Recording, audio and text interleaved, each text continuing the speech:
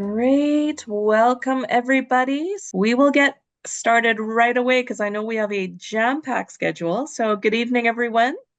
My name is Laura Fong, and I am the Volunteer and Events Coordinator for the Calgary Horticultural Society.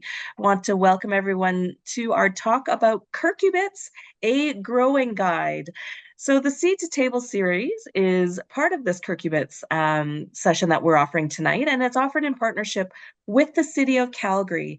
The focus is on eliminating waste and pollution and conserving resources. It is a shift from a throwaway mindset to one that extends the life cycle of goods, food, and resources through better design and continuous reuse so nothing goes to waste. The Seed to Table series is a low input growing initiative that goes through each of the steps required in a gardening journey. And the classes and resources in this series will help you to become increasingly self sufficient, save money, and reduce waste. So before we get started, I would like to share with you the Society's land acknowledgement. We respectfully acknowledge the enduring and active relationship of Indigenous people with this land and the area in which we inhabit today, also known as the traditional territories of the people of Treaty 7.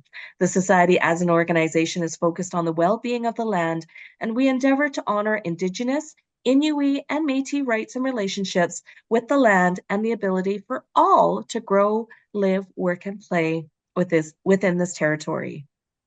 Thank you. So just a little bit about the Horticultural Society, if you have not heard about us. We are a registered charitable nonprofit organization celebrating 118 years of cultivating Calgary's gardening community. Our mission is to encourage gardening for the enhancement of our environment and quality of life, and one way we do this is through sessions like this one. So without further ado, I would like to introduce our instructor, Sheryl Normandeau. Sheryl is a lifelong gardener and holds a prairie horticulture certificate as well as a sustainable urban agricultural certificate. She is a freelance writer specializing in garden writing with hundreds of articles published, and she is a regular contributor to The Gardener for Canadian Climates, the Prairie Garden Annual, Herb Quarterly, and many more. She also co-authors with Janet Melrose the Guides for Prairie Gardeners series of books. Welcome, Sheryl. Thank you so much. All right, we're going to get started on cucurbits. I'm going to show you a few tips and tricks on how to grow these guys right from the get-go.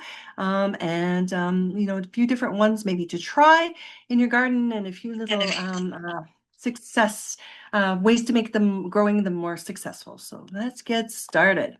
All right, so what is a cucurbit? I'm going to go through all of these things as we go along. So this is just a little tiny bit of an agenda. I'm going to go through seeds and starts, growing medium, container growing, water needs, fertilizer, mulch supports, pollination, troubleshooting, and types of cucurbits, just so that you can get sort of a general sense of how you can get started with these guys. So it's actually the perfect time to do this talk. The weather is finally starting to warm up. We're going to get some good warm soil temperatures and ambient temperatures soon, and we'll be able to get these guys in the ground. So let's get started. All right, what on earth is a cucurbit? So they're from the family. I can never say these things. Cucurbitaceae. There are actually between 700 and 900 species, and there's 100 genera of these guys. Most of them are vining plants, but there's actually a few of them that are like evergreens. There's different types of plants all over the world that are in this family. The ones we're going to focus on are the vining ones. We're going to focus on the summer and winter squash and pumpkins, which are all native to North and South America. We're going to focus on cucumbers, cantaloupe, honeydew. Yes, you can grow those here. Gherkins are also part of that particular family or that particular genera, but I'm not really going to talk about gherkins tonight. We're going to talk about watermelons. You can absolutely grow watermelons here. I'm going to tell you how. They're actually native to Africa. Which is quite interesting. So subtropical and tropical regions of Africa. And then we've got in this family as well are things like bottle gourds bitter melons. There's loofah. I'm going to talk a little bit about loofah because loofah is one that a lot of people are growing now, and it's quite an interesting plant. And I get a lot of questions about that one, so I want to sort of show you how to grow that one as well. And one neat thing to know about cucurbits is that the fruit is actually a berry. It's a berry called, it's a type of berry that's called a peepo. So yeah, so quite an interesting little family here. So we'll just cover some of the stuff in that. So let's talk about starting seeds. Um, so if you're going to be starting seeds, you probably would have done it already. It's a little bit late now to start your seeds in this family, but we're going to be able to direct sow, so it's not a problem. If you haven't started them, you'll be able to put most of these guys in the ground. I'll give you some exceptions later on, but a lot of these guys like zucchini and stuff like that, you'll be able to direct sow, so it's not a problem at all. But next year, if you're planning on starting seeds, here's a couple tips. So use the recommendations on the seed package, depending on the variety. So they will tell you, the seed package will tell you when to get these guys started, how many weeks before the last frost. They will tell you how to do that. So absolutely pay attention to that because these guys cannot tolerate cold in any way, shape, or form, and you don't want to start them too early. If you start your cucurbit crops too early inside, they're going to end up being overgrown. They grow super fast once they get started. They don't take very much time to germinate, most of them. There'll be an exception later on, I'll to mention. But they germinate fast, they grow quickly, and by the time you are ready to get them into the ground, they're overgrown and they're very difficult to transplant at that point. You can end up breaking the vines, you can end up doing damage to the roots, and you can actually slow fruit production if you try to transplant them when they're just so oversized. If you are starting them from seed, one option is to actually, you can use soil blocks. So if you haven't done soil blocking, it's a really, really interesting technique. It saves you money on different types of, you don't have to purchase containers for soil blocking. So you're going to use a soil blocking tool, which is reusable. It can be used for many, many years, decades actually. They don't really break. And then you can just use your potting soil, block it out, and then you can just plant into those, which is a really, really nice alternative to any kind of container. If you do want to use containers, try using biodegradable containers. You can purchase fiber pots made out of cardboard, those kinds of things that are really, really good for the environment. Cut the bottoms out of them. The reason why I'm saying that is because you're going to transplant those plants straight into the ground in those biodegradable pots. That way the root systems can come out the bottom of the pots and you're good to go that way. Another thing that you can do is just raid your recycling bin, grab some little yogurt containers or something like that, cut the bottoms out of them, and then you're going to sow into that. When you go to plant those out, you're just going to cut the sides of the container and release the plant. And then you're just going to throw that container, wash it, and throw it back into the recycling bin. So there's a few different methods of doing that just to sort of give you a little bit of a budget saving and make it easier to transplant these plants, which are a little bit tricky to transplant. When you're sowing the seeds, sow them only about 1 inch deep. That's about all you're looking at. You don't want to sow them too deeply, but you don't want to just put them on top of the soil and hope for the best. You're going to actually cover them with a little tiny bit of soil. So if you're direct sowing, now's the time. Well, some years. Right now, the ground temperature is a little bit, the soil temperature is a little bit too cool right now. And the ambient temperature, we still got really, really cool nights. The seeds do much better if it's a little bit warmer outside. So sow your seeds maybe early, end of, well, I mean, we've got to see what the weather's going to bring. It looks like we've got some warm weather ahead, maybe the end of next week, perhaps the first week of June. It doesn't really matter. Most of these plants grow really, really quickly. So you're not interrupting the process. You're not shortening the time that you've got them in the ground. So yeah, absolutely. Another thing to mention while I'm starting seeds is I also want to talk about saving seeds. I don't have a slide on this little later on. So when you think about it afterwards, I'm going to talk about that when we get into pollination, but that's something to think about. So when you're choosing varieties, choose ones that you might want to save seeds from, just so that you can keep going later on. All right, let's talk about growing media. what are we going to grow these in? And I'm going to talk mainly in this slide about in-ground or raised beds. So we're going to grow them in a mix of loam and compost. If you wish to add peat moss or coir, you're absolutely okay to do so. It does give a little bit of water retention properties to the soil. Some people are not comfortable with using peat moss or coir because of sustainability reasons. But definitely just a mix of loam and compost, and use your own compost if you've got some, or make your own compost. Definitely, it's a nice way of adding all kinds of soil structure capabilities to your soil and some nutrients to your soil. So it's something that you want to be doing anyway if it's possible. Make sure your drainage is really, really good for any of these cucurbit crops. The reason why you're going to do that is just because they can't grow in boggy soils. They can't grow in soils where the water is pooling and where you have issues with drainage.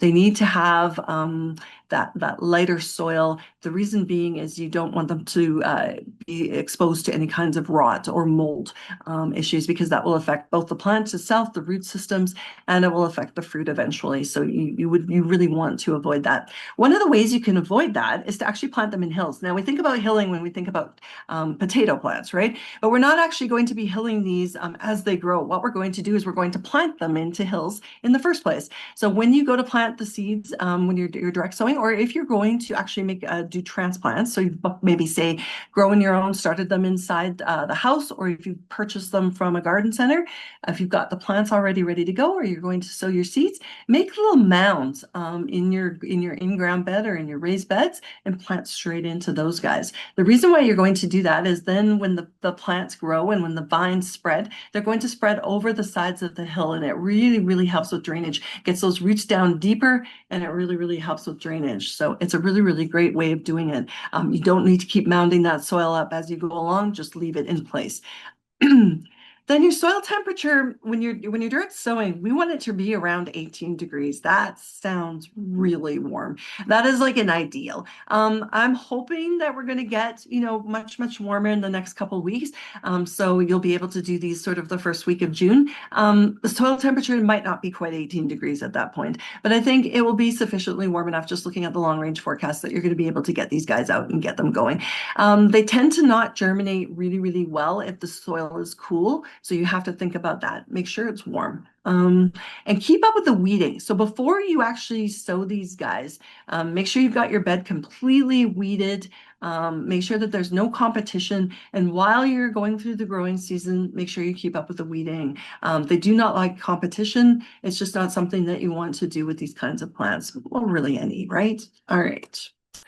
Growing in containers, let's address that as well, because we can grow a lot of these in containers. We think about them as being huge, huge plants, and a lot of them are. I'm not going to lie, but there are some types that you can grow in containers and do it quite successfully. So if you've got a small space garden, you've got a balcony, or you've got a patio or a deck or something like that, don't think you can't grow them. You can absolutely grow these kinds of plants there. So you need a 5-gallon pail or bigger. So you're going to get a bigger pot for these, or you're going to get, if you've got a planter on your deck already built in or something like that, you're going to use something that's a little bit bigger than your average pot, because they do need, even the container varieties do need a little bit of space. You're going to want to put a trellis in the pot at some point too for some of these too.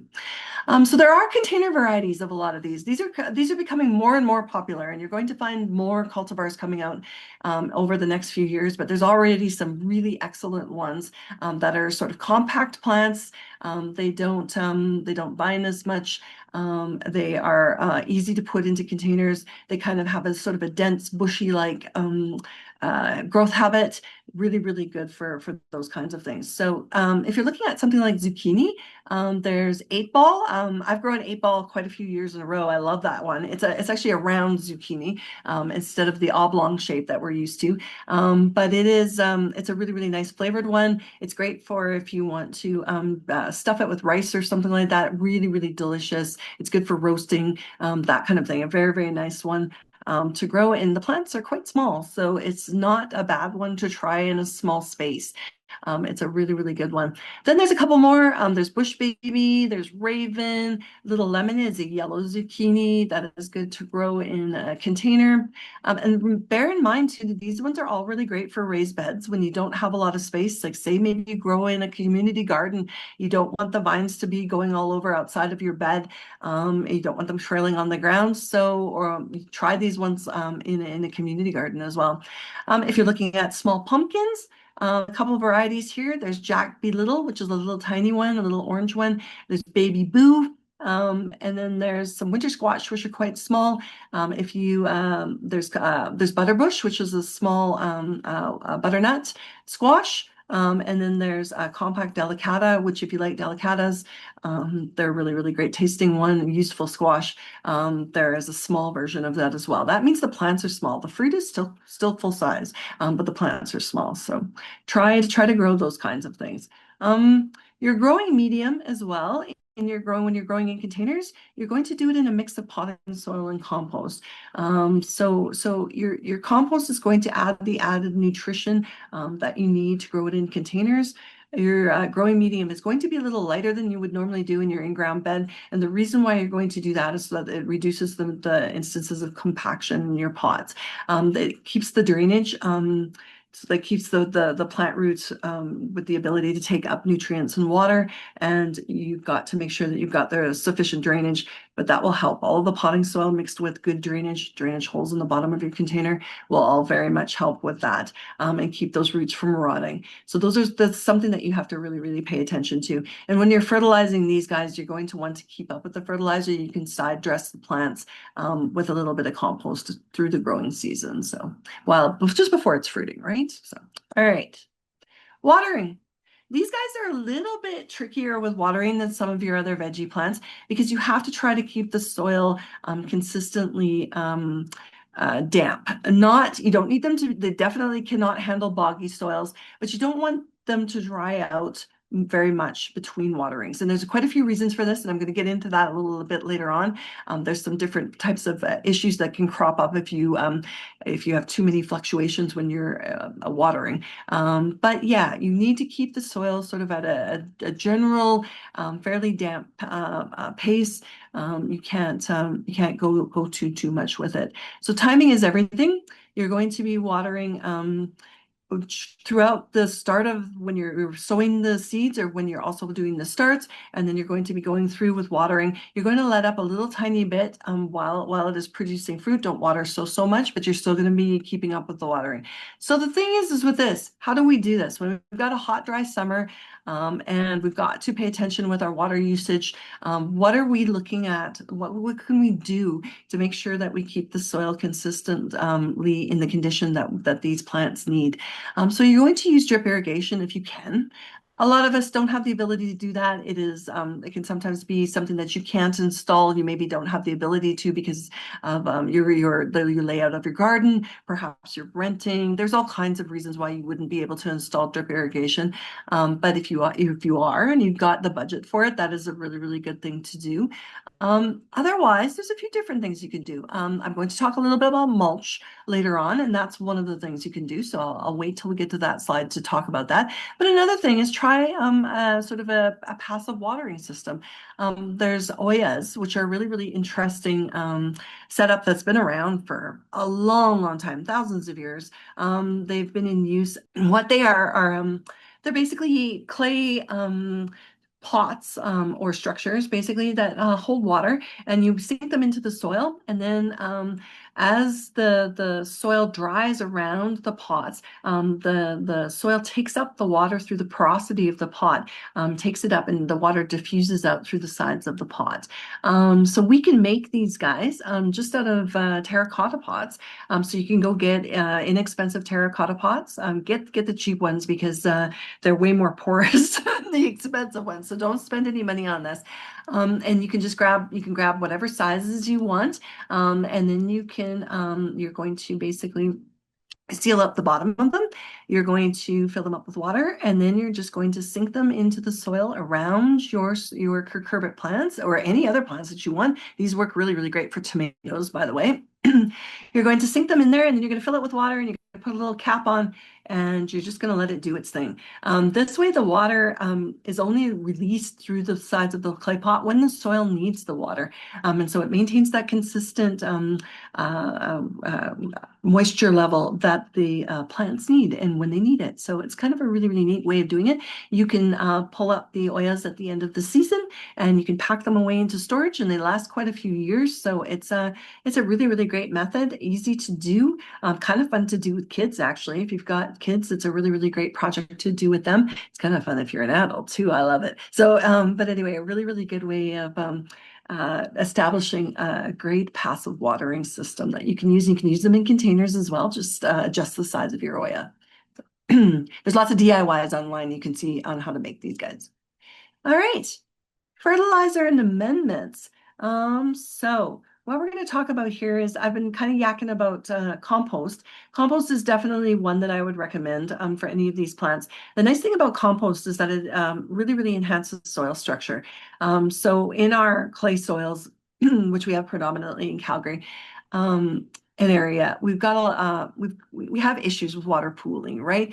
And this is something that cucurbit plants do not want. They don't want water pooling. They don't want soggy roots.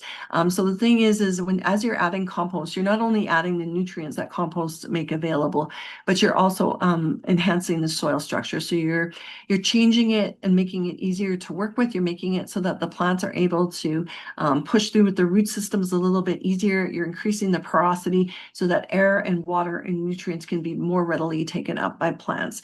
It's compost is really, really good for all of those things. And I can't recommend it enough. You can make your own compost, but several methods. There's all different ways of doing it. And there's all different resources. The Calgary Horticultural Society has many on the website. The City of Calgary does as well. So definitely take advantage of that and use all of those methods and try to get your own if you can. Even just a small compost pile in your yard somewhere is all it takes just to generate some. Anything that you can do is always a good idea. So, and when you're preparing the planting bed for growing cucurbits, you're going to want to add about a 1 inch of compost. You don't have to actually dig it in. What's going to happen with that is as rainfall occurs or as you're irrigating your plants, the compost is just going to trickle down into the soil. It's going to become part of the soil. It's going to decompose as the microorganisms in the soil are working with it, and it's going to eventually get into the roots, to the roots of the plant, and they'll be able to take it up in a form that they can use. So definitely, you don't have to do a lot of work. This also falls in line with the no-till and sort of disturbing the soil less. So it's kind of a great method of doing it. It's also really great for the lazy gardener because you don't have to do anything extra. So absolutely do that. And as the plants are growing and as the vines of these plants are spreading around across your garden bed, definitely you can side dress. You can add compost just sort of in the general. In this case, you're probably going to do it through the month of June into sort of early July, depending on when you're harvesting these plants, zucchinis, patty pans, those kinds of things. You can harvest them quite quickly. So you're probably only going to add compost through the month of June. If you prepared your garden bed now in the next week or two, and you're going to be planting in a couple of weeks, I probably would only do one application of compost through the month of June. If your plants are growing further or longer than that, like say you're growing winter squashes, you're growing pumpkins, something like that, you're going to want to add a little bit of compost later in the season. So you're going to continue to do so through July, maybe even early August. Cucurbits don't tend to be really, really heavy feeders, but they would be what I would consider moderate. They do need that extra a bit of nutrition. So definitely add a little bit of compost. You don't need to add anything else. I mean, you can definitely use whatever types of fertilizers you wish, but I think if you're just growing these and you're not going into the whole giant pumpkin territory, you would just want to go with compost. It's just a nice, easy, basic thing that you can do yourself and you can provide yourself. All right. Mulch. So I was talking a little bit earlier, if you remember, about how you're going to sort of keep that soil moisture retained through the entire season for these guys. So mulch is one of the best ways of doing that. So as it rains and as you're irrigating your plants, you're going to use mulch to sort of keep that moisture where you're putting it. It's going to decrease the instances of erosion or runoff, so that the soil doesn't dry out so much, and so that the water isn't trailing off into some area that you don't want it to be. So you can use straw. I like to use straw in the vegetable garden. So these guys are no exception. I really, really like to do that here. I also use straw to actually sort of lift up the fruits once it starts bearing fruits. It's a good idea to put them on something. So sometimes I'll use cardboard, sometimes I'll use straw, something like that, just to keep them up off the ground, off the soil. Sometimes they'll rot if they're just sitting on damp soil for a long period of time. So this sort of helps against that kind of thing. You can use burlap and old newspapers, and those ones I would use primarily, especially the old newspapers. I would use that primarily just after you seeded. So I would use that alongside your seed beds. So in your rows or whatever it is you're using, if you're doing say you're doing your little hills, I would put I would tack down the newspaper or the burlap in between all of those, just to keep the moisture in between where your seeds are sown. I would not cover up the seeds with them, but I would just put it in between. Burlap is really, really useful. I find I use it for a lot of different things. I use it when I'm sowing carrots and stuff like that too, because it keeps the seed bed damp. And then you can just, after you're done with it, you can just lift it. I just tack it down with landscape pegs. And after you're done, you can just lift it, give it a rinse with the garden hose, dry it off, and then you can pack it away for the next season.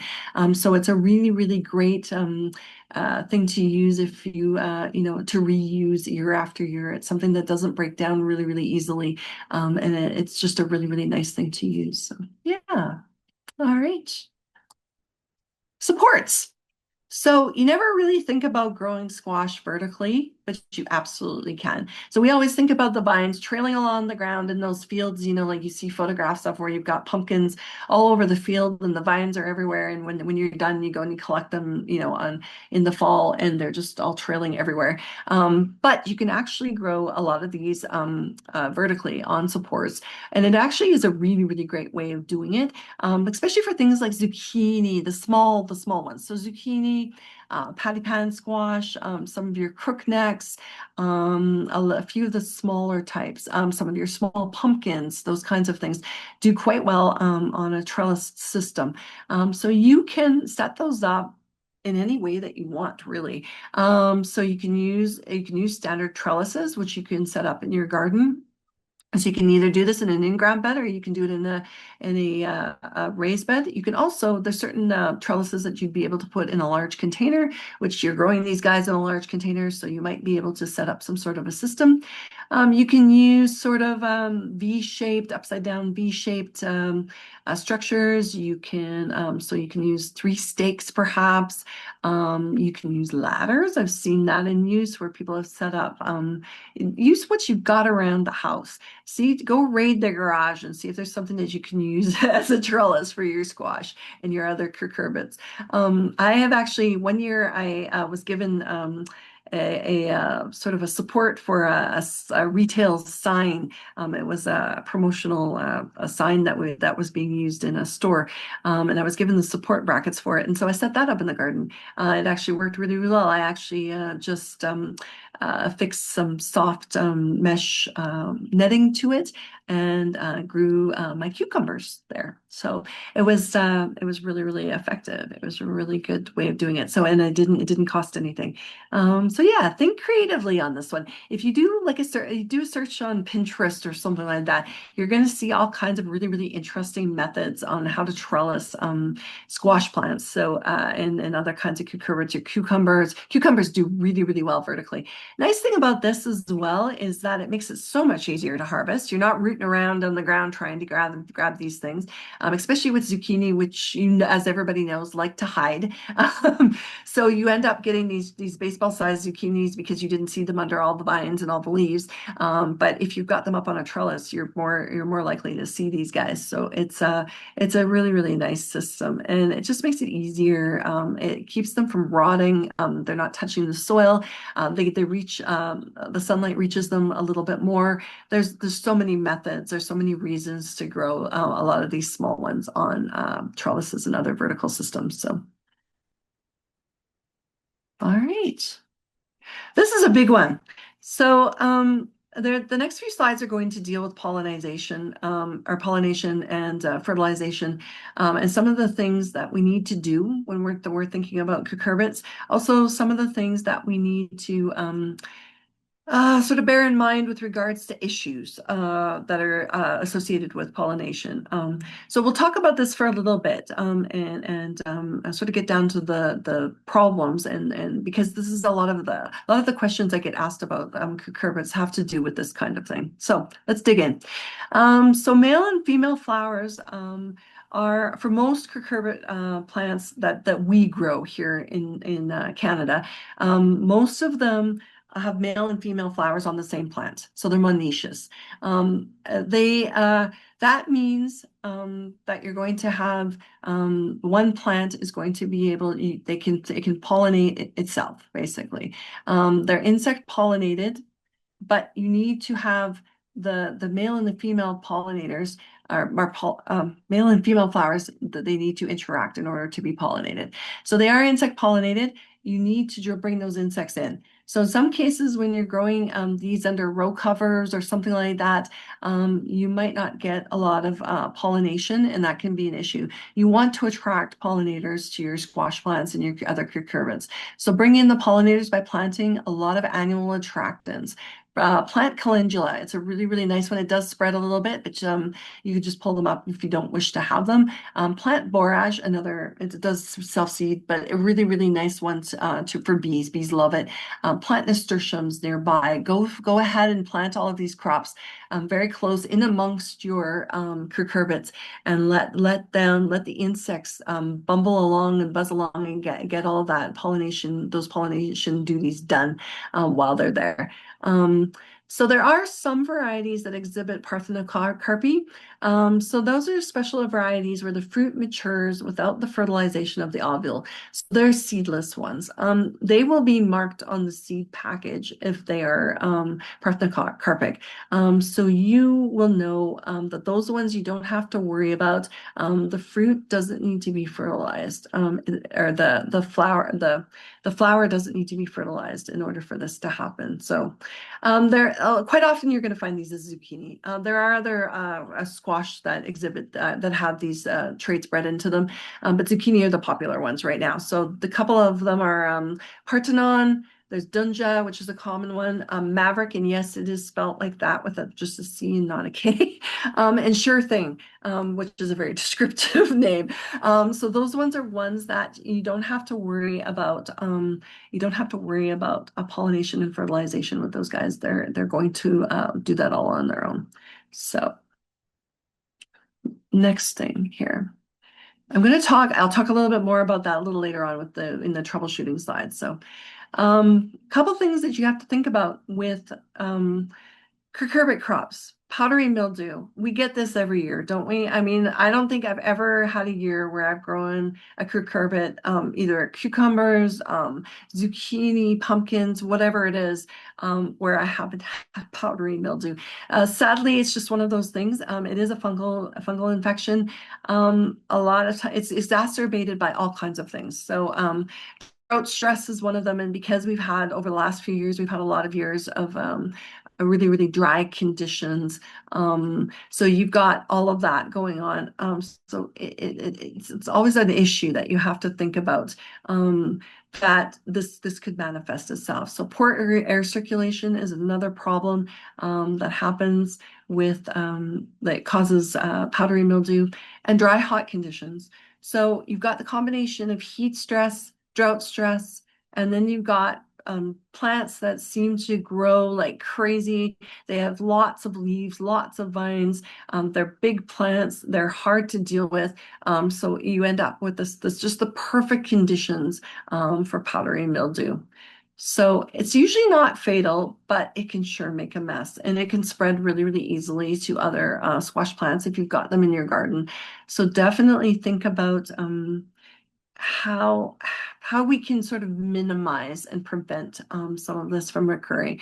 So it can severely damage the leaves. It usually doesn't attack the fruit. So what powdery mildew looks like, you've probably seen it, but it's you go out and the leaves look they've got kind of a dusty white powder on them. They maybe are looking a little gray. Sometimes they'll start curling on the edges and start drying up and getting crispy. That's when it's quite far gone, but you'll see that powder. And if you actually touched it with your fingertip, you would see a little tiny, you would have a little streak of powder on your finger.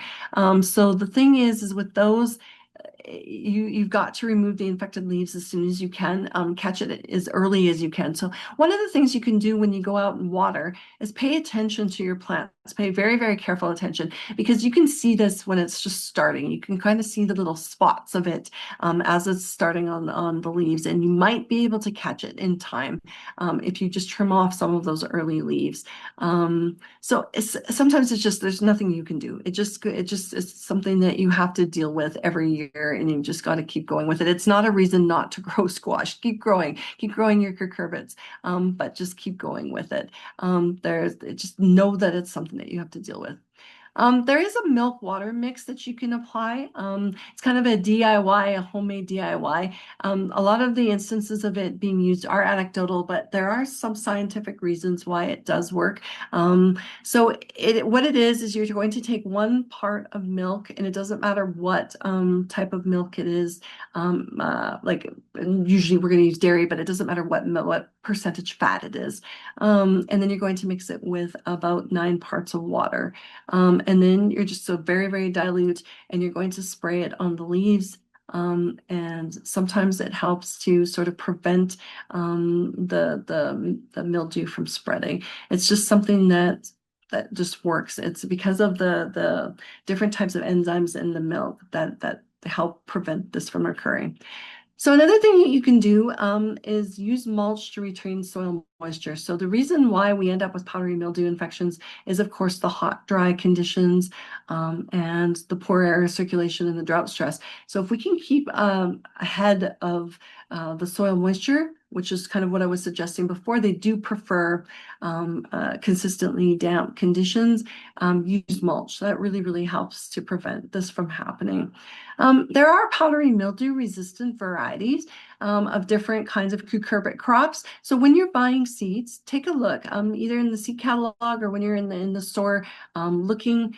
Just go ahead and see if you can find some that are powdery mildew resistant. It'll be written right on the label, and you can try those, and that will help a lot. And another thing here I've got on the slide, the natural color, some cucurbit crops have a natural color variation that looks a lot like powdery mildew. And a lot of people get it all mixed up. So when you see this kind of veining, this looks like that white speckled on the leaves of these plants. Don't be fooled. If it's got a regular kind of pattern to it, so you can kind of see in this photo that there's sort of a regularity to it. If it was actually powdery mildew, it would be all over the place. There would be blotches. It wouldn't have that kind of that veining that you see in these pictures. So you can really, really tell when it's a regular kind of pattern, that's just natural. That's just part of the leaves of that plant. A lot of cucurbits have this kind of variation in their leaves. So just go with it. Realize that that is not powdery mildew and you don't have to treat that. So, all right. So these are the ones that have to do with pollination issues. And then I'm going to talk a little bit about blossom end rot as well. So pollination issues, there's a lot of different things that can happen. So when you end up having pollination issues, sometimes you're going to see that the fruit on the female plants is going to start going. It's going to look like you've got success and you're going to be all happy about it. And then all of a sudden, partway through, the fruit starts turning black and it rots and it falls off the plant. And you don't know what's going on, as something has happened and you can't control it. And this might happen to several fruits on the plants. It might only happen to a few of them. There's no rhyme or reason to it. So a lot of times this has to do with pollination issues. So the things that you can do to prevent this from happening, do not plant out too early. So remember way back when I was talking about sort of soil temperature, how critical it is that you adhere to a warm soil temperature before you put these guys out. Definitely. Don't put these guys out too early. One thing with them, if you put cucurbits out too early, they get very, very cold. And then what happens with them is they plateau in growth. So not only are you going to sort of prevent them from growing at their natural rate, they're going to be slow to go, and they might not even do much through the whole summer, is that you're going to end up having pollination issues just because you planted them out too soon. So with these guys, you just have to hold on. It's hard to be patient, but they are definitely one that you need to have the right temperatures for. Another reason why pollination issues can occur is because you're setting the plants in shade. Now, the reasons why you don't want to do it when it's too cold or too shady is the insects don't typically want to fly when it's too cold. And in the shade, they're not exactly happy either. They prefer kind of the sunnier conditions.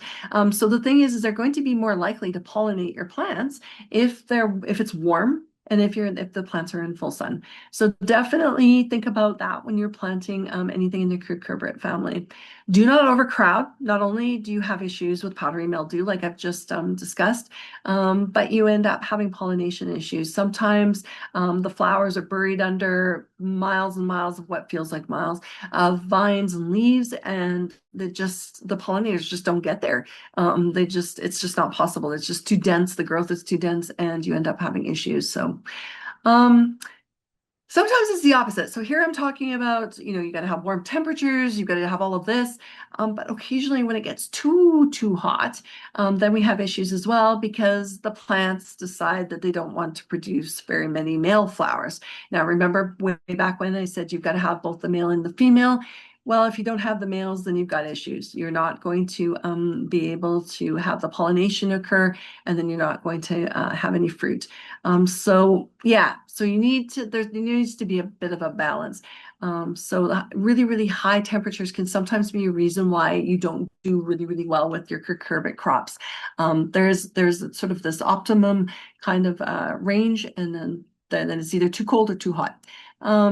Sometimes when the plants are really, really young, maybe you started them inside and you started them a little bit late. I know you were trying to make sure that you didn't start them too early. Like I said, you don't want to start them too early either. You don't want them to be overgrown, but maybe you just started them way too late, and you're trying to get them out on time, or maybe you picked them up from somebody else and they were just too small. They weren't ready to go.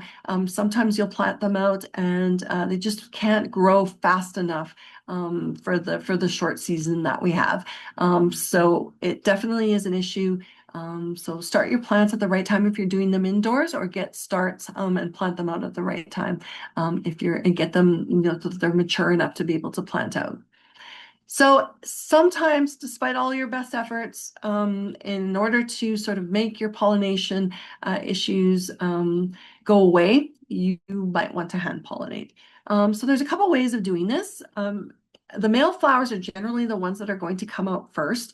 So you'll have that sort of first flush of male flowers, but you're going to want to wait till the female flowers come out so that you have both, because you're going to need both of them. So when you're hand pollinating, you're going to pick off the male flower. Now, the difference between the female flowers, the female flowers are the ones, they'll look like they've got kind of a swollen fruit growing at the base of the flower.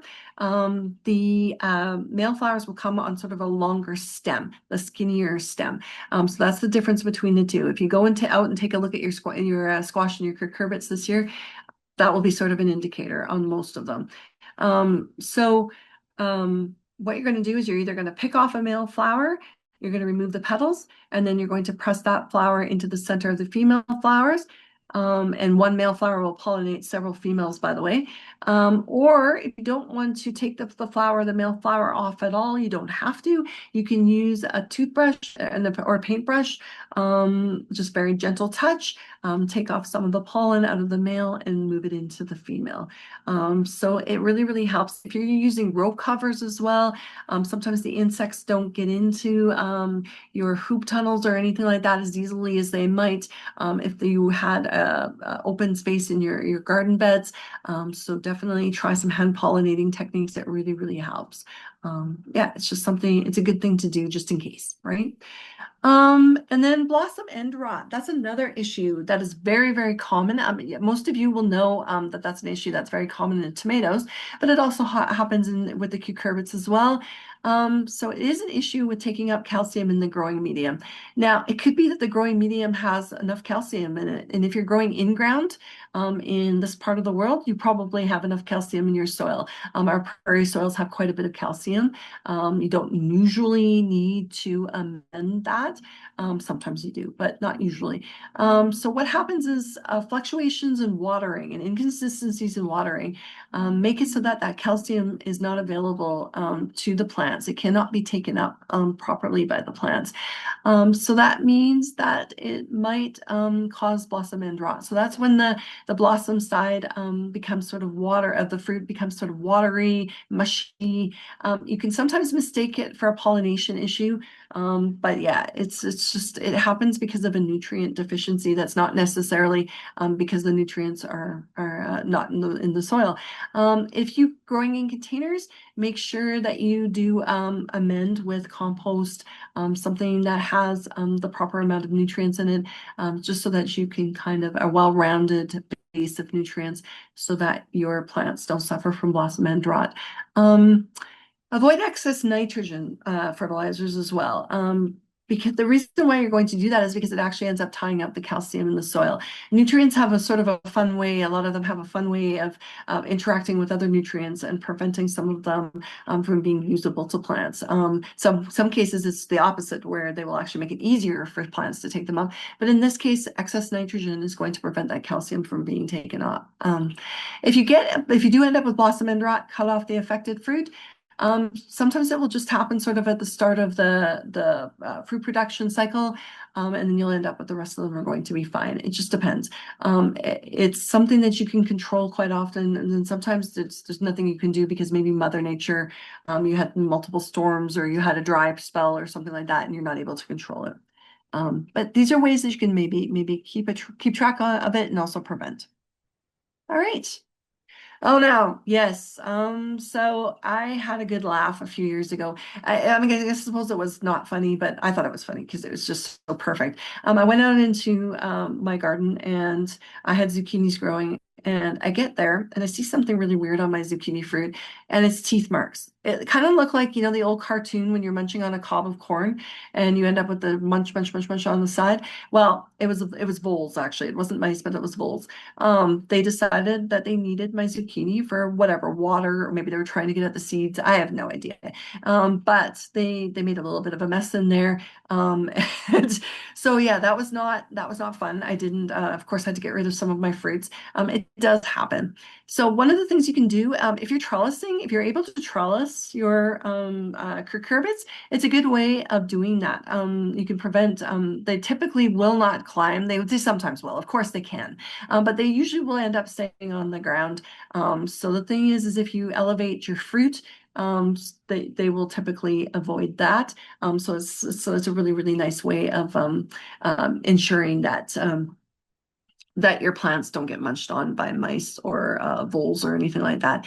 You can also cage the plants with wire mesh if you really have an issue, or maybe you've got something like rabbits coming in as well, or some other critters. A cage might be necessary because they do tend to, like, if it gets really, really hot, sometimes the fruit of these plants is really, really tempting for them because of the water content in them, right? So it's something that you have to think about. So definitely take some measures to try to prevent them from getting at them.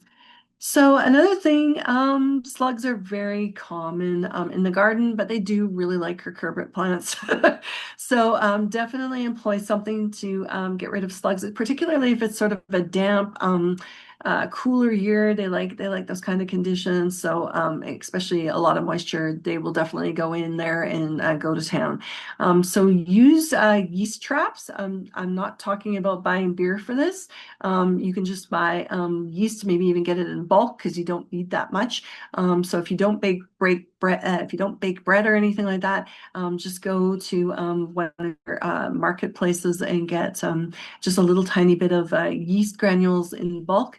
You're going to mix that with a little bit of warm water and a little bit of sugar, and then you can just sink that into the ground. You can either use a hollowed out grapefruit or something like that, a hollowed out orange, and just put it in there, or you can use a container if you wish to. Just go raid your recycling bin and use a shallow container, like maybe something off of sour cream or something like that, and sink that into the ground, and the slugs will fall into it and you won't have to deal with them anymore. Hand picking is another option. This is not fun, but it is something where you can get rid of a lot of slugs all at once. And who knows, maybe your kids would like to do it. Sometimes kids like that kind of thing. Give them gloves and get them to go out there and hand pick the slugs and get rid of them that way. So it's just something to do. To get rid of them. Most years lately, I haven't had a slug problem, and I think it's just because of the drier conditions that we have. It's been a lot better. So we'll have to see what this year brings. But if it is a slug year, there's a couple ways of dealing with them. All right. So let's talk about the crops themselves. So I'm going to just dive right into cucumbers. I love cucumbers. I do a lot of pickling, so this is something that I'm very passionate about. Cucumbers are just one of those really, really great crops. And if you're going to be getting them as starts in the garden center, definitely go grab them now because they always usually end up running out of them quite quickly. But cucumbers, you really, really need to wait for that soil temperature. It needs to be quite warm before you can transplant these guys out. So you're looking at about 15 degrees to 21 degrees Celsius. So that's your daytime temperatures, obviously. Your night times, you're going to look at definitely probably approaching 10 degrees, at least 10 degrees, I would say, as a consistent temperature. I wouldn't want to go below that. That's just way, way, way too cold. I would prefer to go around, 12, 13, 15 is your nighttime temperatures, but 10 should probably be sufficient. If the temperature does dip, make sure you cover them, just because they really, really need that warm temperature. If they don't have consistently warm temperatures when you transplant them out, they tend to plateau, and they will not grow very, very much after they've been chilled. So they need 6 to 8 hours of full sun. So these guys are sun lovers. Definitely for fruit production, you're going to want a lot of sun for these. This isn't a crop that you can plant in shade. They definitely like a lot of sun. They require consistent water, and they require it as the fruits is setting as well. So definitely maintain that through the whole life of the plant. Dry soils, if you've ever went and tasted a cucumber and it was horribly bitter, that may be because the soil was too dry for a long period of time, or you had the fluctuations between dry soil and wet soil. That will often cause sort of a bitter taste. There is a chemical that cucumbers have that can cause that bitterness. So sometimes the fruit will actually even deform because of the of drought. So definitely consistent moisture levels are really, really integral for these guys. If you're harvesting them and you come upon them and you've let them go too soon or too long, and you end up having the color starts changing on them, they're not kind of bright, and they're starting to turn yellow, that means you've waited too long. They're probably not going to taste well, and they're definitely not the kind of cucumbers that you're going to put into pickles. You've waited way, way, way too long for them. So make sure you harvest often with these guys. This is really, really important. You've got to keep on it with cucumbers. So if you're growing them, pick them when they're ready. And they're all different sizes, right? There's all different kinds of cucumbers. So yeah, definitely pay attention to the sizes that they're supposed to be. Make sure you grab them as soon as they're ready. Now, when cucumbers get going, you're going to end up with a lot of them. So you'll have to be thinking of ways to use them up and process them. There'll be a lot of cucumber salad in your future, but do try things like pickling and fermentation. You can share your food with different organizations and people. So yeah, absolutely use it up as you go along. So trellising is really, really great with cucumbers. I prefer to grow them on something. I don't like to grow them on the ground. I find it much easier to harvest. And they get a little bit more sunlight. I find that they're less prone to any kinds of issues. I just find it a little bit easier just to grow them on a structure, and they take quite nicely to that. So it's something that they do quite well. So I've listed a couple really, really good pickling varieties. But I mean, there's all sorts of different kinds of cucumbers. So the sky's the limit really when you go ahead and choose them. So choose stuff that fit if you want salad cucumbers, if you want cucumbers for slicing, you name it, there's a cucumber for it. There's also even cucumbers that do not cause you to burp. So they're the burpless variety. So if you're one of those people who doesn't eat cucumbers because you burp from them, try a burpless variety. They're specially bred so that you don't have that problem after you've eaten them. So some of my favorite pickling varieties, I like National Pickling. That's probably my very favorite. Boston Pickling is a good one. Calypso is a good one. There's quite a few different ones. Yeah, so definitely go and browse. I'm trying this year one that I haven't tried before for pickling. I'm trying homemade pickling. We'll see if that one's a good one. We'll just go with it. We'll see. Yeah, just try out. I love to try different kinds.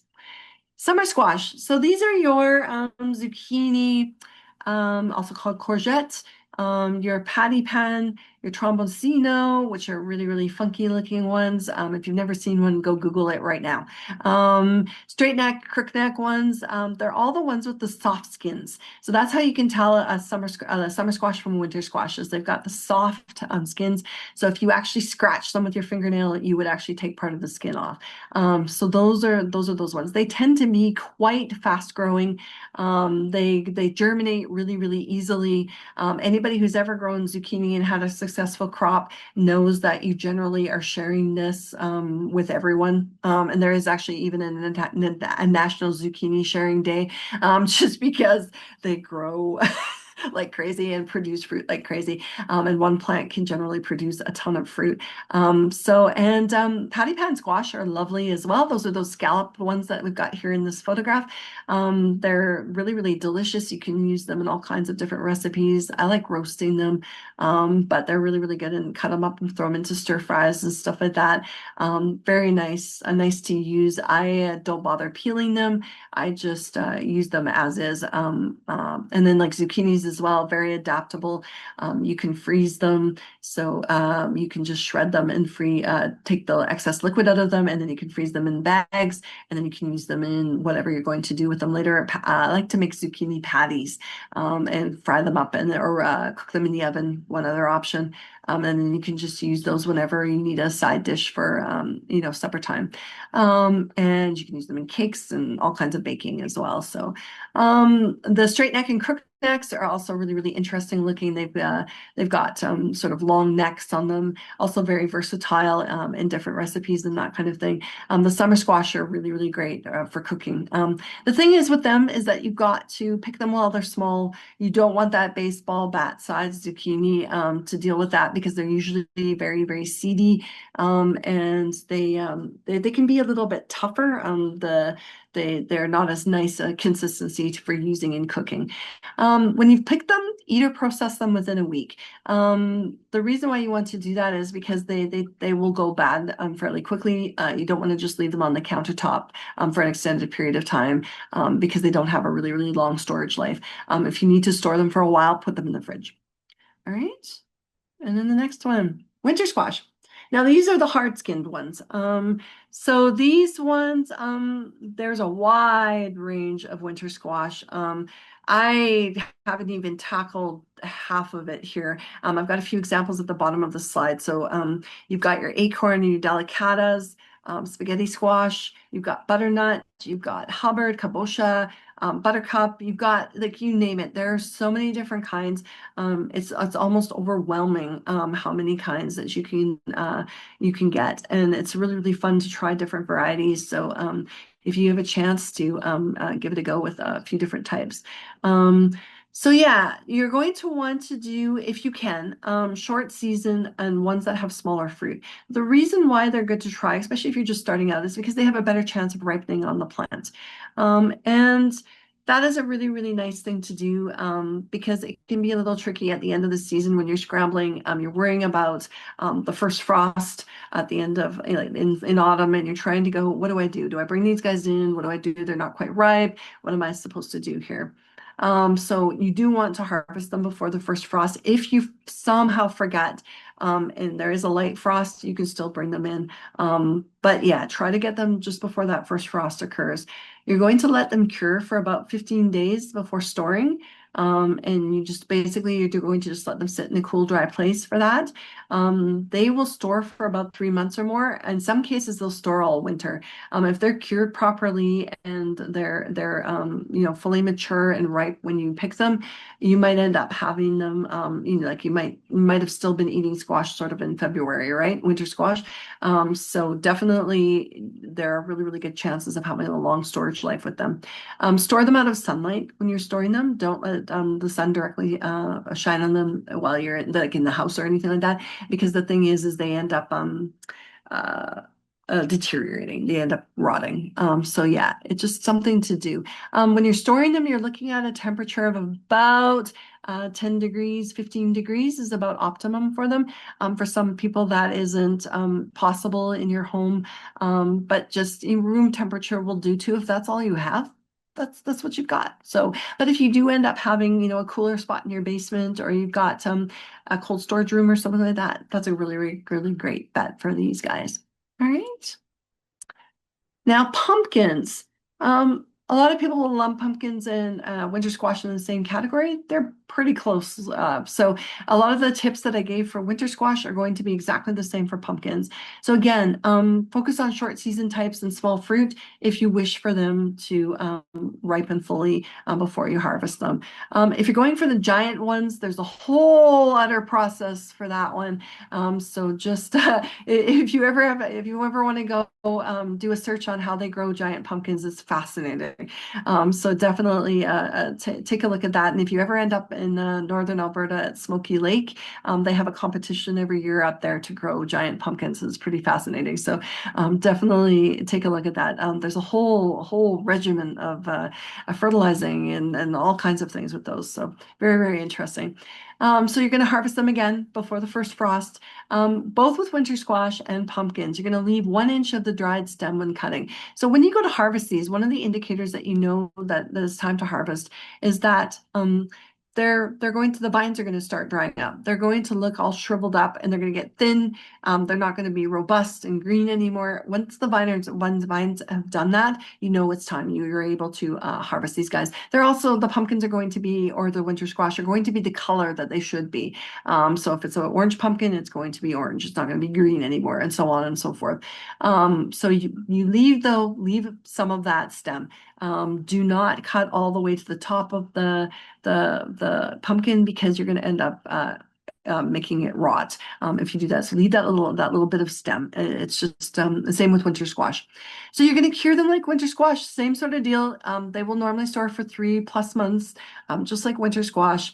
We can normally harvest them sort of, it depends on the weather, but we're doing them sort of in early autumn. So you're probably, if you're lucky, you're going to have a Halloween pumpkin or jack-o'-lantern that you have grown yourself.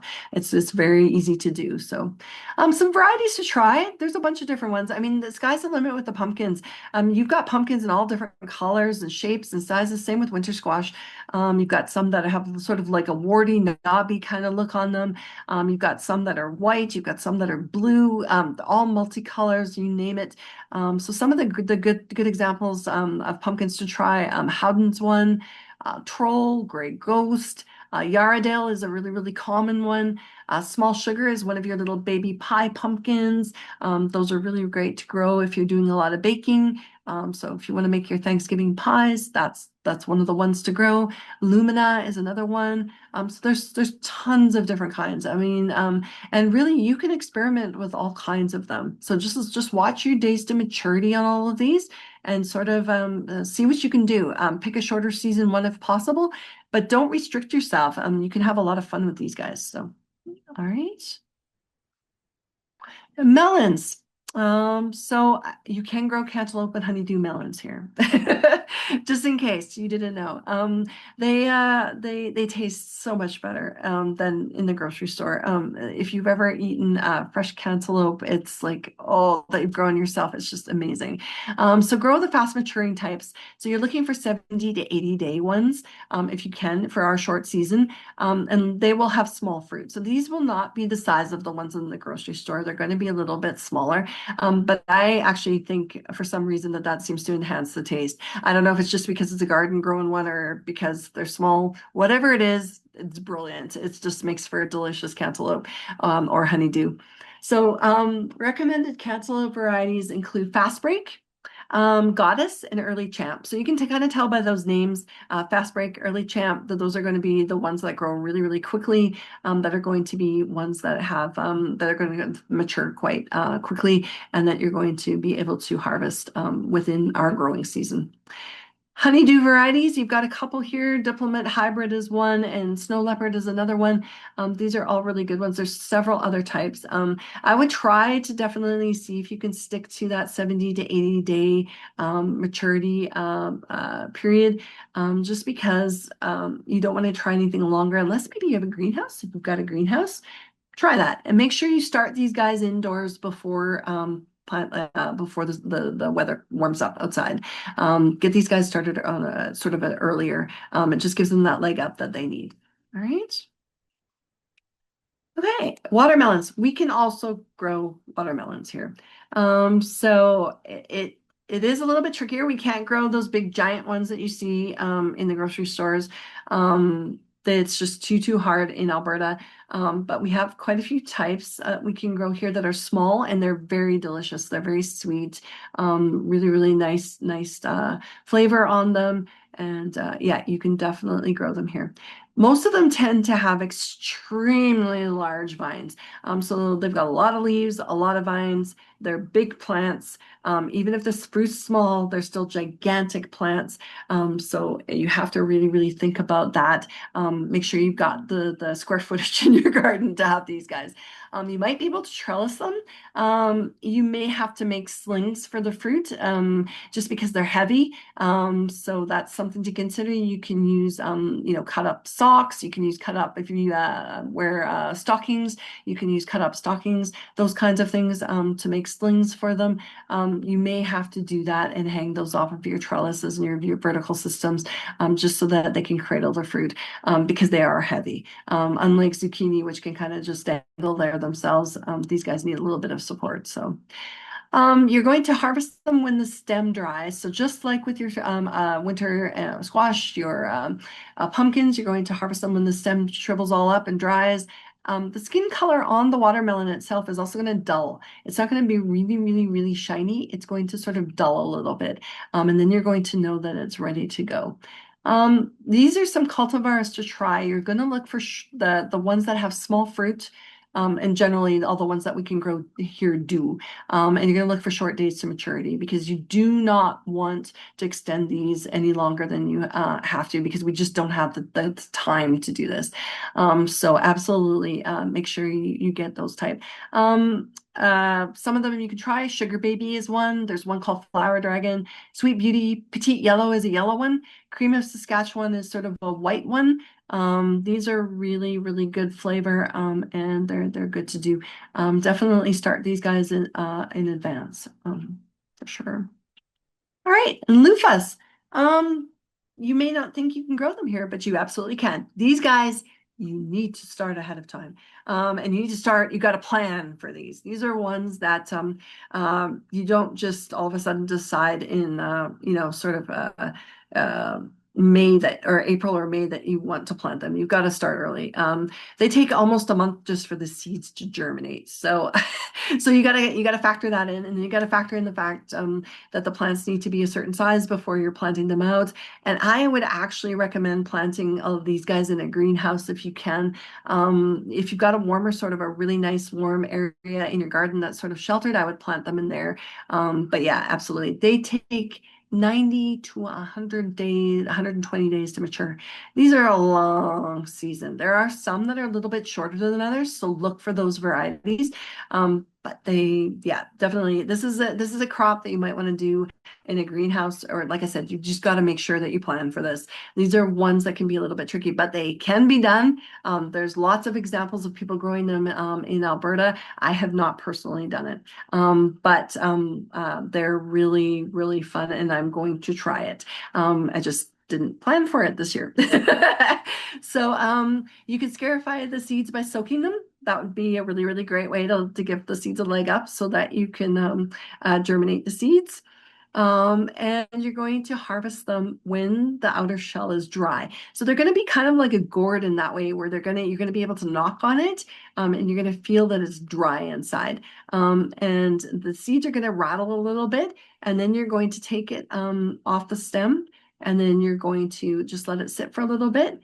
And when it's dry, you're going to take the seeds out, open it up, take the stem out, open it up, take the seeds out, and then you're going to peel it. It will look like a loofah sponge that you buy in the store. It will have that really, really interesting consistency. You're going to peel it, rinse it, dry it, and then you can use it. You could actually use it for bathing, cleaning, whatever it is that you want to do with it. It's a fascinating plant. And if you get the chance to grow one, definitely give it a try. You can also eat when they're in the green stage, when they're immature. They're a lot like zucchini. So this one is what I would consider an immature one. And you can just eat them if you feel like it. But I feel like if you've gone to all that trouble to start them, I would just plant some zucchini, eat those, and get these guys into the actual sponge stage. Because I think yeah, if you've definitely gone to all that trouble, I wouldn't bother eating them unless you have lots of them. So yeah, absolutely. And gourds, a lot of people don't grow them here. They need a long season. So you got to get them started early. Again, this is another one where you have to plan. There are some that are shorter season, shorter days to maturity than others. So think about that. But they're usually more than 100 days, unfortunately. So get them in your greenhouse. If you've got a greenhouse, start them early.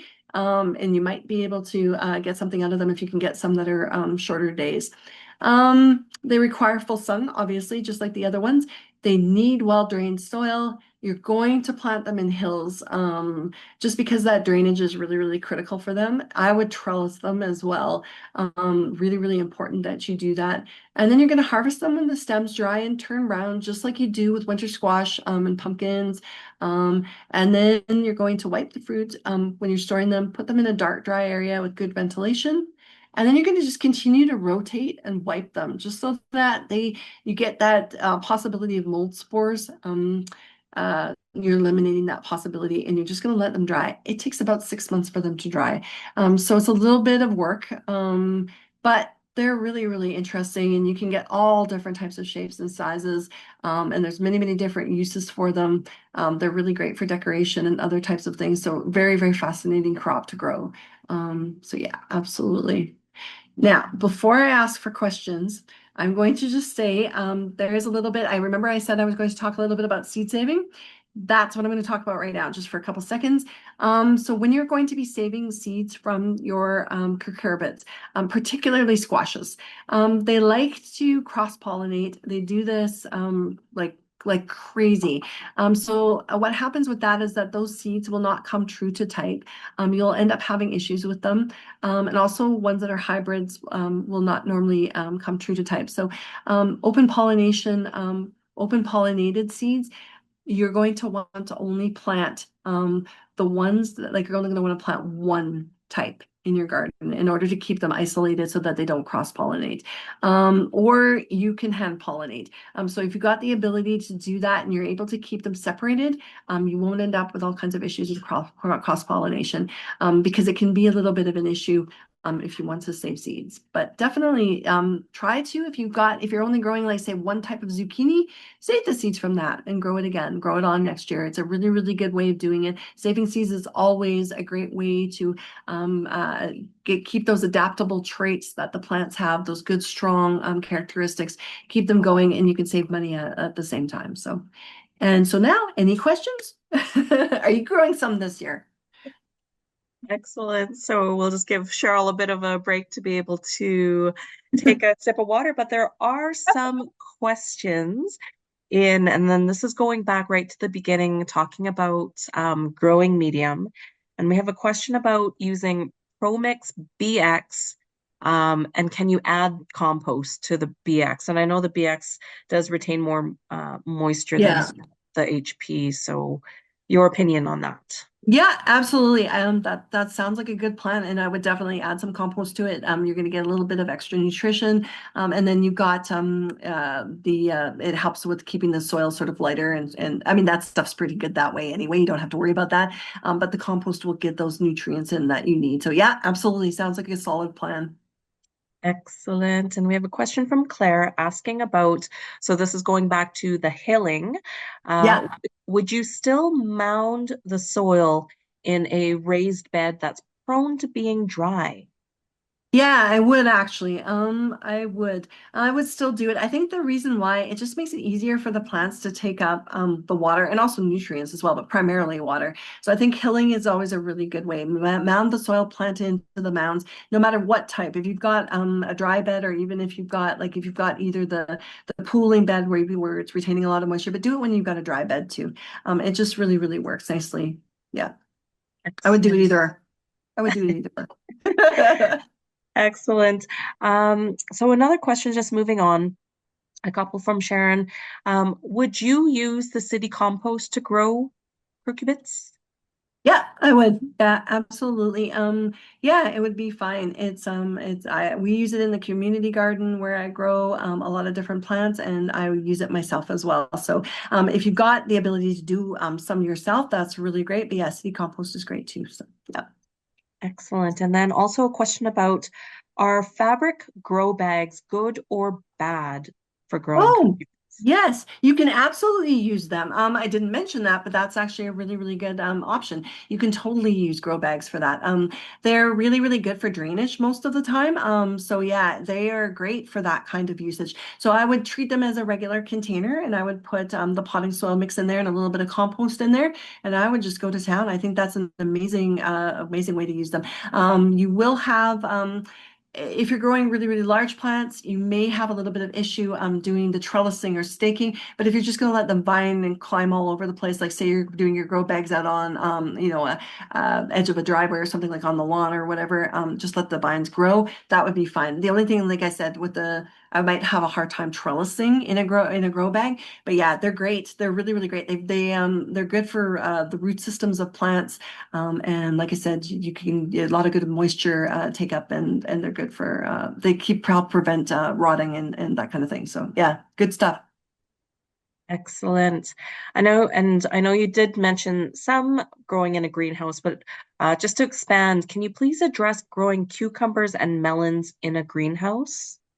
Yeah, I would recommend it. A lot of these guys, they really, really need the extra time and they need that heat, that consistency. So if you can manage your greenhouse so that you don't have the fluctuations, like huge fluctuations in temperature, and you've got that consistent sort of temperature, and you can watch with the water levels and that kind of thing, really, really good idea. The only thing with greenhouse growing with a lot of these is pollination, obviously.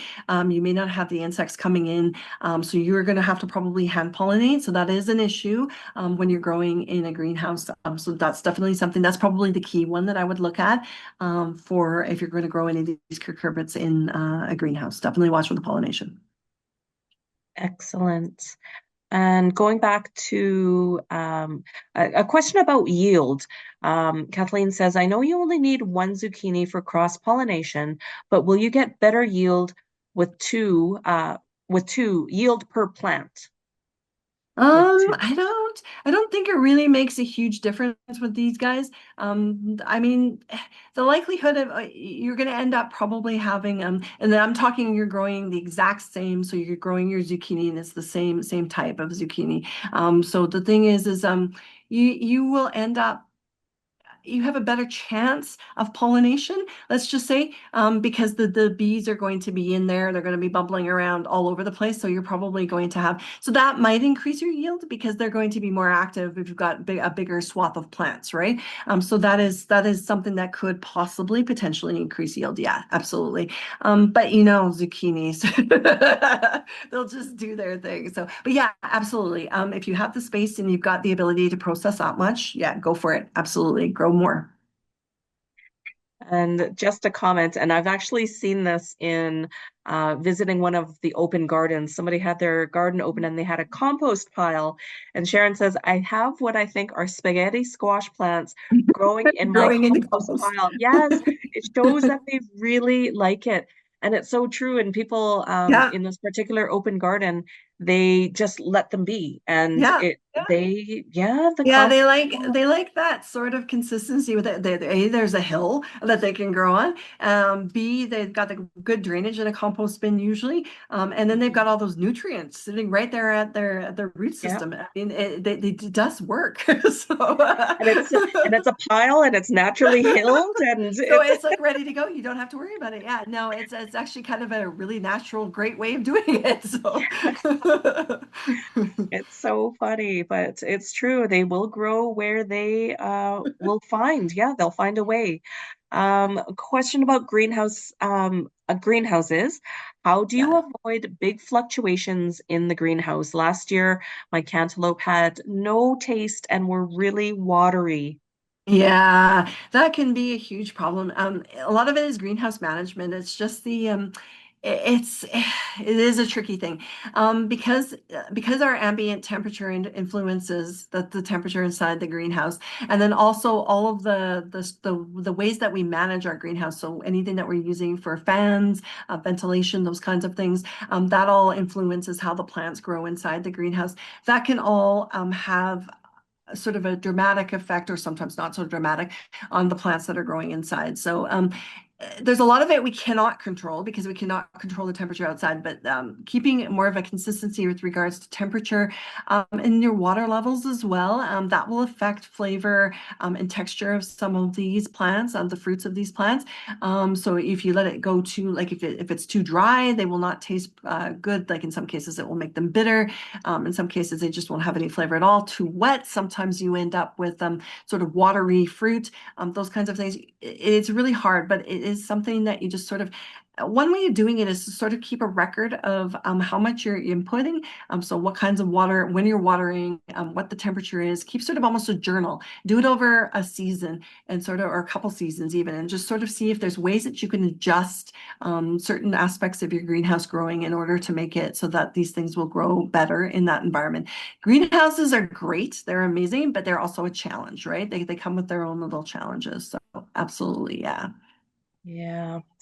So a question about collecting seeds. Do you Mm.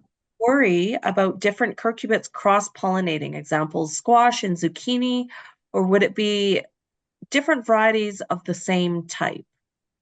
So you're going to worry about cross-pollination between different species.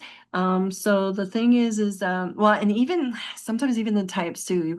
We want to isolate. You really, like I was mentioning earlier, you've got to isolate your squash plants. So you've got to only grow one type, or you're going to be hand pollinating just to make sure that the crosses, because sometimes they're not compatible, right? You're going to end up with either misshapen fruit. You're going to end up with something that doesn't taste good, something that doesn't work, something that will not grow. And that's if you're planting on. A lot of people say, oh, my zucchini looks really, really weird this year. It's because of cross-pollination. It's only if you've saved those seeds and you've planted them that these weird hybrids and weird mixtures will happen if they've been cross-pollinated. So it's only the next generation of plants that you have to think about. So yeah, I would try to isolate as much as possible. That's always the best way to do it. Try not to grow too many different types, like one type if you can manage it, or isolate them, put them under row cover fabric, keep the insects from going in, and hand pollinate. It's yeah. So if you're in a community garden setting, for example, I don't usually save my seeds because I know that they're going to be cross-pollinated, like my ones from my cucurbits, because I know they're going to be cross-pollinated because my neighbor's growing something else, I'm growing something. We're going to end up with something that looks really, really funny by the end of it all. So I don't usually there. But if I'm growing like if I'm doing on my balcony or something like that, and I've got some cucumbers there, I will happily save those seeds because they are all on their own. They're isolated. I'm totally cool there, right? So yeah, it's just a matter of isolation. Yeah, you have to be conscious of that if you're going to be saving the seeds because they cross-pollinate like crazy. It's so true. We play the game in my auntie's garden. What is this mystery squash? Yes, exactly. And Exactly. it's funny because yeah, one year it looked like it was a completely round zucchini, but Yeah, it was yeah. yeah. Or there'll be funny colors, or there'll be, like they Yeah, just, yeah, yeah. You end up with all kinds of weird things when you do that. it's So, but yeah. yes. It's definitely it's funny, but yeah, it's what we play the game. What is anti-growing? Um, a question about the greenhouses.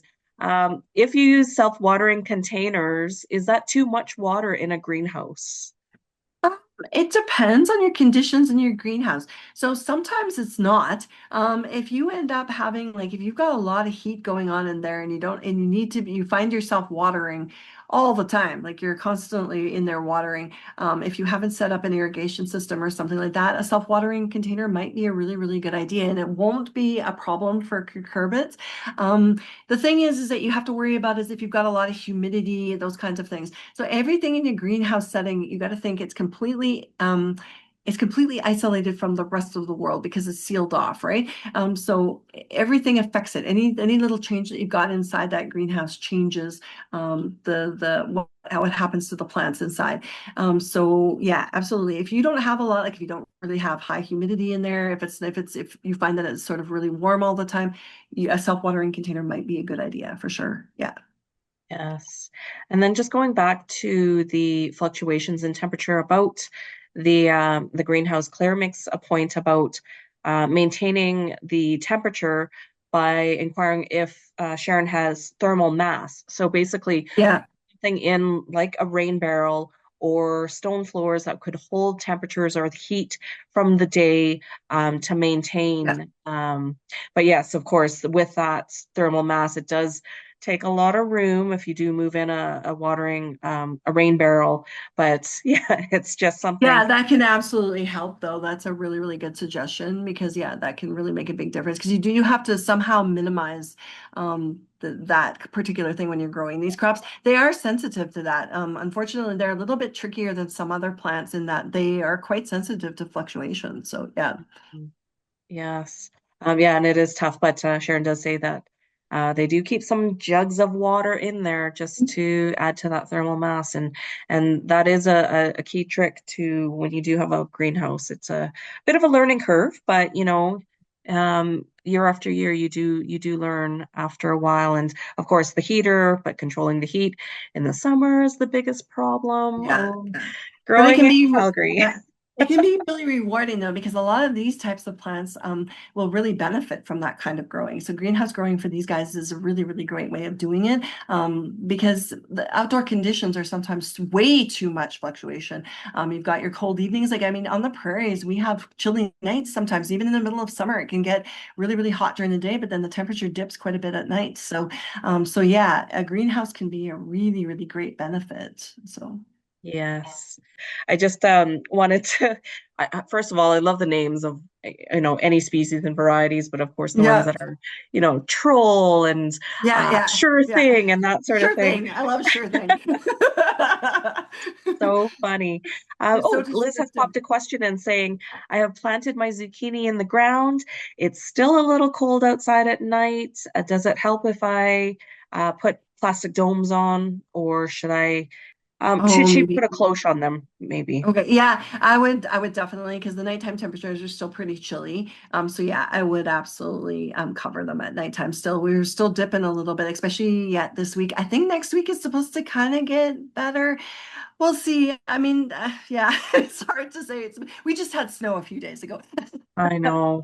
So It yeah, is definitely. crazy.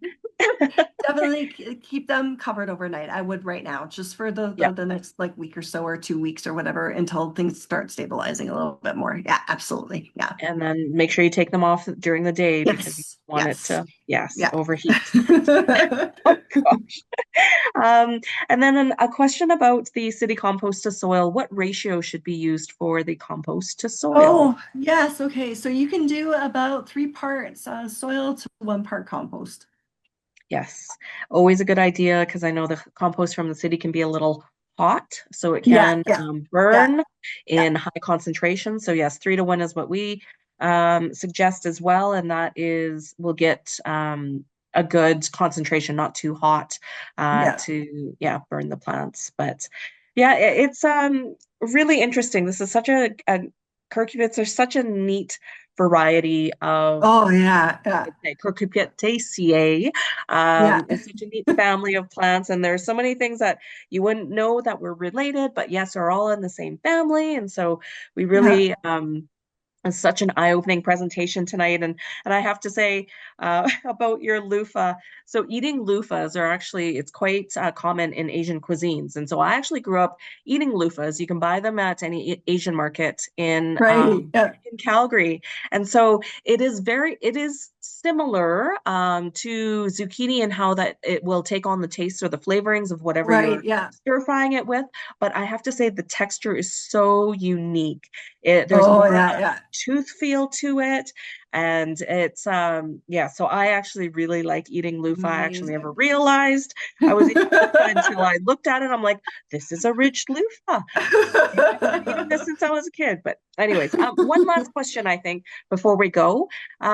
Is the compost concentration good for using Promix in containers without garden soil? Clarifying, is For that the concentration of city compost good for using for Promix the in containers without garden soil? yeah, yeah, you could do that. I would maybe go a little bit less, maybe. Just toss like it depends on the size of your container. But yeah, that's a good, I mean, 3 to 1 is not a bad, that's not a bad ratio. So just Mhm. you're gonna adjust depending on your container size and all of that good stuff. But yeah, you could definitely do that with the Pro Mix that you're going to be using for sure. Yeah. Excellent. Oh, Sheryl, we've come to the end of time, but I know we could have definitely spoken for another half an hour at least. So interesting. So good to see you. I know I hardly get a chance Likewise. when I do see you. It's so quick.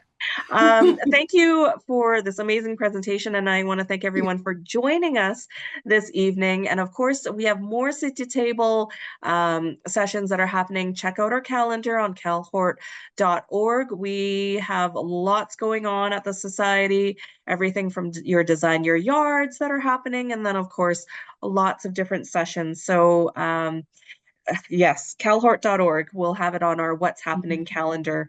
Thank you again, Sheryl, and thank you to everyone for joining this evening. Everyone go and start planting your cucurbits. All right, have a Time. great evening, everyone. Thank you. Thanks, Sheryl. Thank you. Bye.